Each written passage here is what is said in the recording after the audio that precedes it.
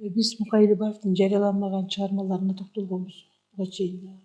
Демек бүгүн ошо сабакты улантмакчыбыз. Биз Мукайлыбаевдин жарыяланбаган чыгармаларын окуп отуруп, Мукайлыбаевдин биз мурда акын катары жана прозаик катарында билсек, бул жарыяланбаган чыгармада Мукайлыбаевди сынчы катары, сынчы, актер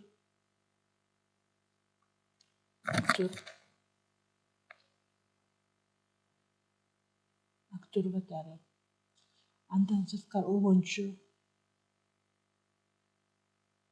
катары, адабият изилдөөчүсү катары дагы көрдүк да. Эми биз өткөндө күндөлүктөрүнө токтолгонбуз. Ошондо дагы бир айрым саптарынан карайбыз. Эми Мукайлыбаевдин күндөлүктөрүнөн биз эмнени көрүп атабыз?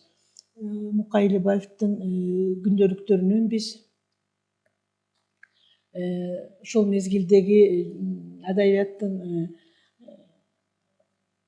абалы, ошол кездеги бул сынчы катарында, ошо күндөлүктөрүндө ошо тигил же бул жазуучунун, тигил же бул акындын чыгармалары дегеле ошол кездеги адабияттын абалын абдан тынчсыздандырып, ошонун ролун көтөрөлү деген, ошонун тилине, мазмунуна дегеле ушу келечектеги биздин жазган чыгармаларыбыз келечекте ушу кандай орунду ээлейт, кийинки муундар биздин чыгармаларга кандай карайт деген абдан тынчсыздануу менен караган экен да. Демек ошонун күндөлүктөрүнөн бир сабын минип жүрөт да. Тил жагына келгенде касымдан өзгө купулга толоорлук кыргыз жазуучуларын али көргөнүм жок дейт. Демек бул 37-жылы жазылган экен. Касым Тыныстанов жөнүндө болсо керек. Андан кийин жазуучу жолдоштор аябай кайрылган экен. Жазуучу жолдоштор, 1000 мертебе жалынып сураймын.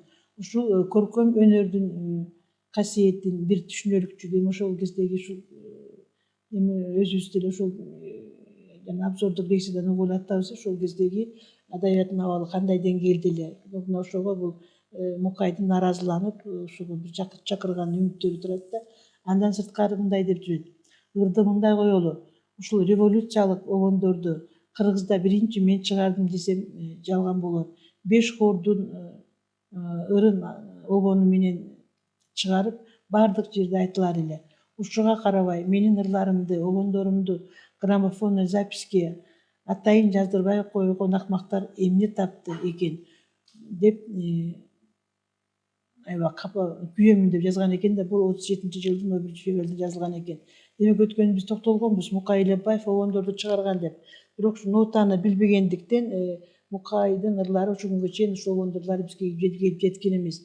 Демек өзүңөр көрүп тургандай Мукай ар тараптуу, бардык жагынан жетилген, өнүккөн адам экендигин көрүп атабыз. Демек биз Мукайлыбаев болгону бул жарык дүйнөдө 38 жыл жашаганда, мына мунун көпчүлүгүн мисалы үчүн ошол 11 жашында ата энесинен жетим калды деп атабыз. Кытайга барып келген, анан жетимчиликтин азабын тартып, кийин эле мына бир 19га чыгып калган мезгилде ал окууга киришип калган мезгил болчу да. Мына ошондо бир өмүрүн адабиятка бир жанакы бир 20 жылын арнады деп койгон болсок дагы, бул өтө мындай бир апыртып айтылгандык болот. Ошого карабастан ушундай суктандырган чыгармаларды жаратып кеткен. Эми каттарына токтололук. Бул каттарды абдан көп жазган, бирок ошол согушка кеткен мезгилдеги бир катын алып көрөлүк. Бул өзүнүн аялы жанакы Букентайга арналат да. Букентай деп берип атат чыгармасын. Букеним, каралдым, мени жөнөттү. Кайда алып барарын азыр маалымсыз. Көзгө жаш алганды билчү эмес элем. Сени ойлогондо көзүмөн 2-3 жол жаш тоглоом кетти. Бир эсептен көрүшпөгөнүбүз да жакшы болуптур. Сени ыйлап убара кылмак экенмин. Этти сатып бирдеме кылып ал. Тагдыр жазганын көрөрбүз. Өз жаныңды жакшы бак. Кай жерде болсок кат жазам. Бишкек станциясынан жөнөдүк. Биз 10-числода кеттик. Поездга түшөөрдө шашып жаздым. Кош каралдым, Мукай. Демек 43-жылдын 10-ноябрында жазыптыр. Мукайым бул катты үзбөй, ушу көзү өткөнгө чейин 44-жылдары 44-жыл каза болуп атат, ошого чейин тынбай кат жазып турган. Мукайдын дагы бир катында мындай жазылат. Букентай, бүгүн 13-числодо эртең менен Кызыл Ордого келдик. Бет алыш Ленинград тарап болуп калды. Вагонтар, ушул каттарды сага кыйындык менен жазып жатам. Эч качан капа болбо. Ушул шарттан кутулуп, аман эсен жүз көрүшсөк, бизден бактылуу киши болбойт. көп менен көргөн улуутой. Бая мен кат берген нарындык жигит Сагынов, кара мурут киши биз менен кетип баратат.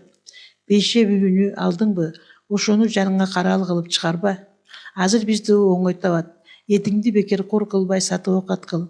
Акылдан жазба, кош садаган. Бул 43-жылы 13 ноябрда жазылган кат экен. Дагы бир катында Бүкентай.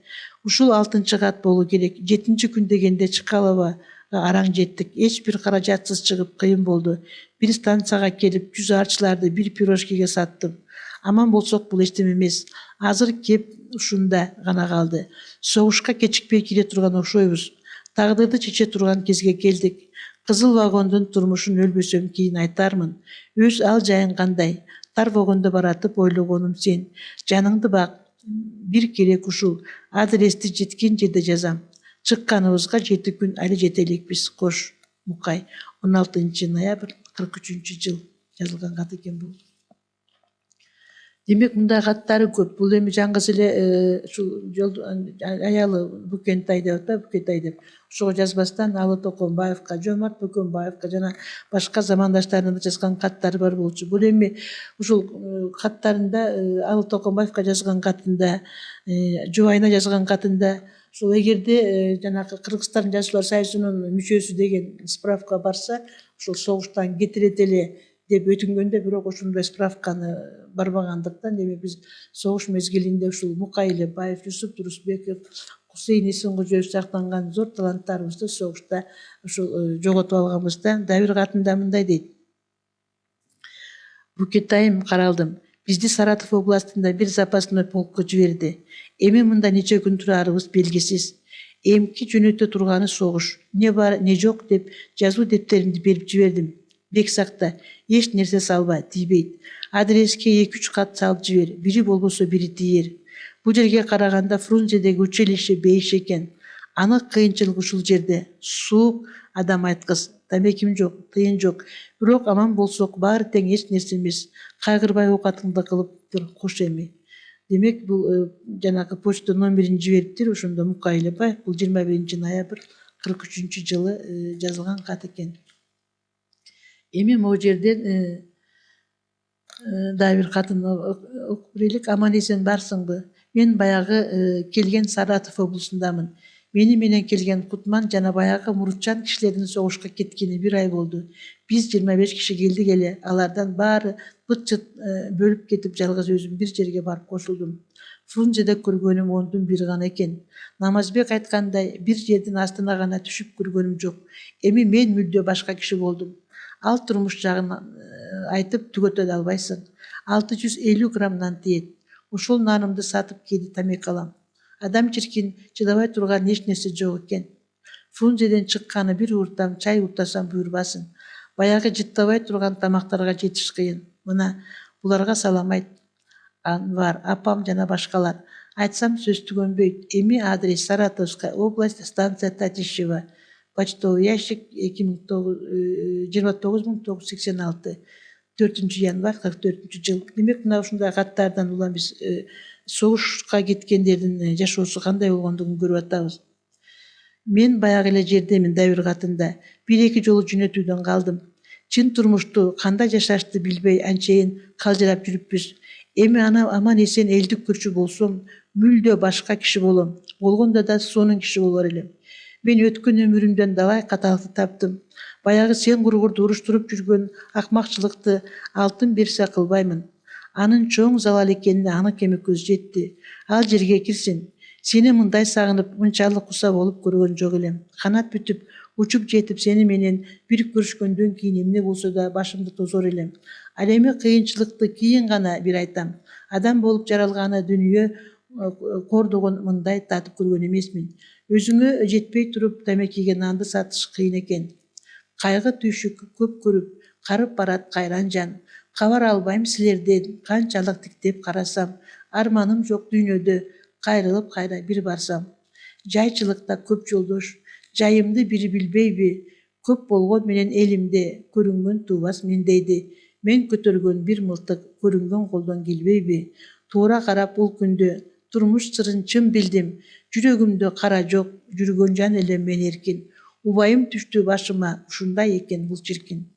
бешеуүүнү алып караң кылыптыр.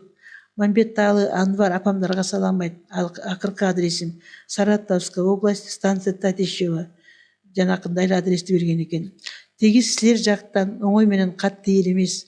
Мурунку адреске да жазгандырсың, кошсо дагы жаныңды бак. 44 жыл 14 январь. Демек мына ушул каттарды көрүп отуруп биз согушта деле булардын ал абалы кандай болгондугун, тылдагы адамдардын деле абалы оңой эмес экенин көрүп атабыз.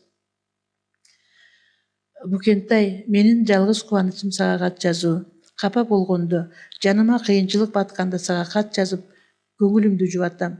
Дүйнөдө менин жыргалым, ракатым, Кудай деп гана тобо келтирип, токтоо болуп сени менен тынч рахат өмүр сүрүш экен. Чиркинде эми чындап түшүндүм.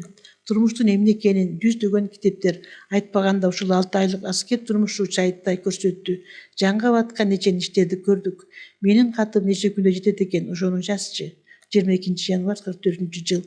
Эми ушул бул жарыяламаган чыгармалардын ушундай каттар менен бирге эле ошол учурунда жарыяланбай калган сын макалалары, рецензиялар жарыяланган да. Бул жерде эми ушул Мукайдын эгер ушул китебин таап окуган болсоңор, мындан бир укмуштай болгон сынчы чыгаарына көзүбүз жетип турат да. Демек ал жердеги айрым бир макалалары адабияттагы адабияттын башкы тилеги чындык, токтогулга арналган эскертүү, жазуучулардын сезимде сүйлөгөн сөздөрү жана ошо өзүнүн эле калемдештери, өзүнүн эле замандаштарынын чыгармаларына арналган бир топ макалалары чыккан да, рецензиялары. Эми бул Мукай Элебаевдин жарыяланбаган чыгарманы окуп туруп дагы эгерде көзү тирүү болгондо Мукай Элебаев баарыбызды тапшандырган эң мыкты сынчы, белгилүү прозаик, драматург, акын, мүмкүн ошол согуштан аман эсен келсе чын эле тилеги кабыл болуп, мүмкүн ушул нотаны үйрөнүп, ошол өзүнүн арман кылган огондорун дагы мүмкүн биз угуп калмакпыз да. Демек менин силерге сунуш этерим ушул Мукай Элебаевдин жарыяланбаган чыгармаларын дагы бир сыйра окуп, биз мурдагы билген өзүбүздүн бул прозаик катары, акын катары билгендерибизге дагы бир топ маалыматтарды кошсоңор болот.